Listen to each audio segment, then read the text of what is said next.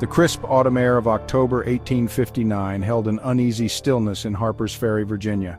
The town, usually quiet and serene, seemed to be holding its breath as if it sensed the impending storm.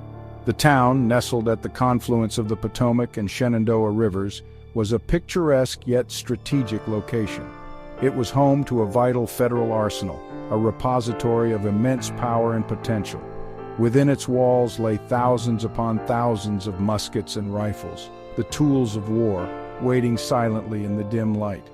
But on this night, the arsenal would become a battleground, a place where ideals and bullets would clash, the epicenter of a conflict that would shake the very foundations of the nation, a prelude to a much larger and bloodier struggle.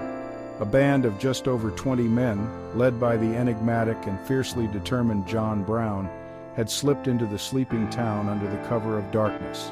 These men, driven by a shared vision, moved with purpose and resolve. Their mission to seize the arsenal's weapons, ignite a slave rebellion, and challenge the very institution of slavery. They hoped to strike a blow against the institution of slavery that would echo through the ages, a bold and desperate gambit.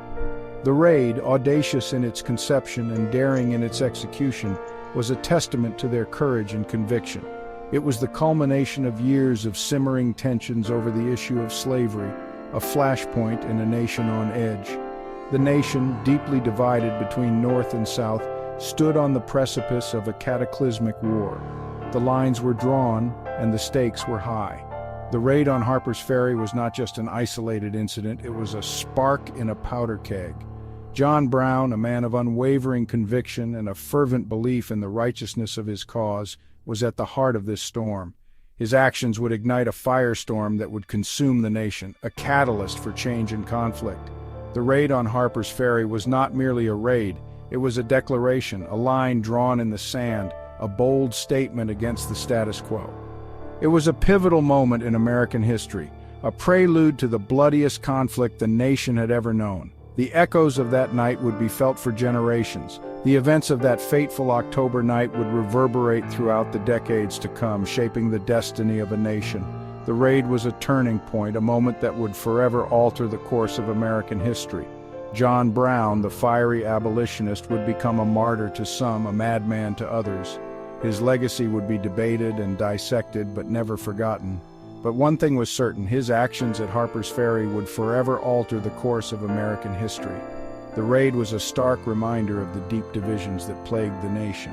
The raid would serve as a stark reminder of the deep divisions that plagued the nation, the intractable issue of slavery threatening to tear it apart at the seams. The raid on Harpers Ferry was a moment of reckoning, a dramatic and violent confrontation that highlighted the nation's deep and painful divisions. It was a harbinger of the bloody conflict to come, a conflict that would ultimately decide the fate of slavery and the future of the United States. John Brown was not a man to be trifled with. His presence alone commanded respect and a certain degree of fear. Born in Connecticut in 1800, he carried with him the stern piety and unwavering moral compass of his Puritan ancestors. These early influences would shape his character and his life's mission. His life was a testament to his convictions, his beliefs forged in the fires of experience. From a young age, Brown was taught the value of hard work and the importance of standing up for what is right, no matter the cost. Having witnessed the horrors of slavery firsthand, he developed an unyielding hatred for the institution, viewing it as a moral abomination that must be eradicated at any cost. The sight of human beings treated as property left an indelible mark on his soul. Brown's beliefs were not merely theoretical, they were deeply personal, visceral. He felt the pain of the enslaved as if it were his own, and this empathy drove him to take action. He saw slavery as an affront to God and humanity, a stain on the soul of America. To him, it was a sin that cried out for divine retribution, and he believed he was the instrument of that retribution. His unwavering faith fueled his abolitionist zeal, transforming him into a righteous warrior, an avenging angel determined to deliver the enslaved from their bondage. He saw himself as a modern-day Moses, leading his people to freedom. He believed that violence, though regrettable, was sometimes necessary to achieve justice, to right the wrongs inflicted upon the oppressed. In his mind, the bloodshed was a necessary evil to cleanse the nation of its sins. His life was marked by tragedy and hardship, shaping him into the uncompromising figure he would become. Each loss, each setback only strengthened his resolve.